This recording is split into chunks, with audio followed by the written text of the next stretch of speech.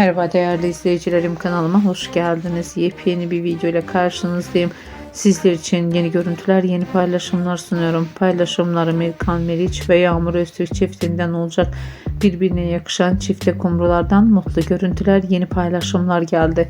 Görüntüleri bir araya toplayıp sizler için sunuyorum. Umarım beğenirsiniz. Şimdilik benden bu kadar. Yeni videolarımda yeniden buluşmak üzere. Hoşça kalın, sağlıcakla kalın arkadaşlar.